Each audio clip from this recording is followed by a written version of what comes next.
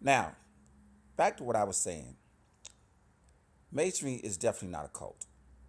Okay? Let's understand this. We are your neighbors. We're your brothers, your mothers, your sisters, your daughters. We're a little bit of everything, right?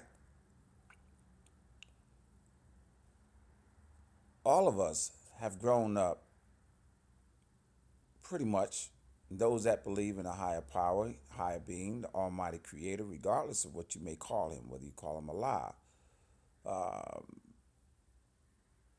whatever the name may be, doesn't really matter.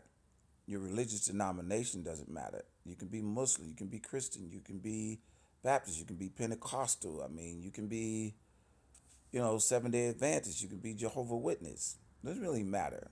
What does matter though is you believe in a supreme being.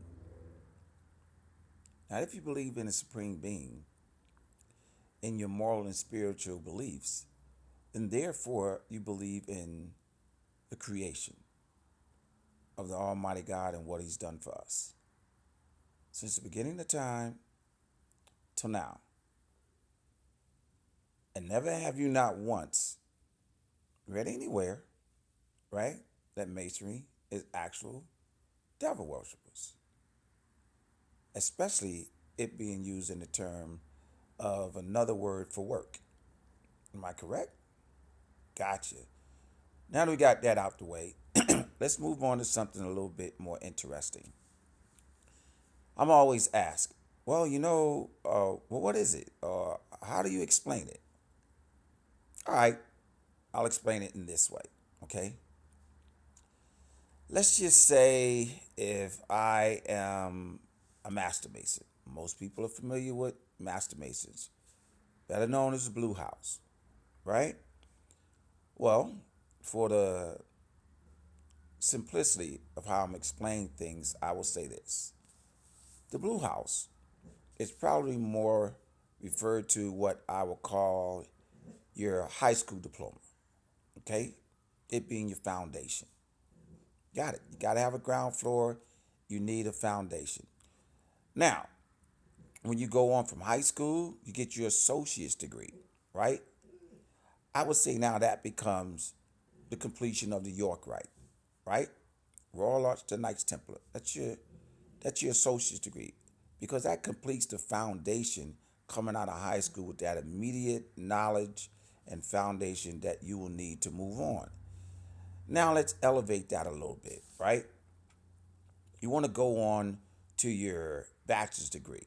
Okay, when you get your bachelor's degree, you symbolically you confer that to the 32nd degree in masonry, right? Because now you're improving that education, right? You're expanding your knowledge a little bit more. Now, so that's equivalent there. If you follow me, you understand what I'm saying. Now let's just say you get your 33rd. Most people know about the 33rd degree in masonry, right? Comes from the United Supreme Council. Okay, got it. Well, that's like having your master's degree, right? Now, typically speaking, you're doctoral. When you get your doctoral, you're known as a professor. You're known as the wise one who's authorized to teach academics. You've done your theses and everything, right? Well, now we're getting into shrindom. So shrindom, you could say, okay, that's our doctoral level degree because now we pretty much have it all, right? Okay, now, if you want any more, you got to catch me in the next session. Signing off, Noble Clyde Houston.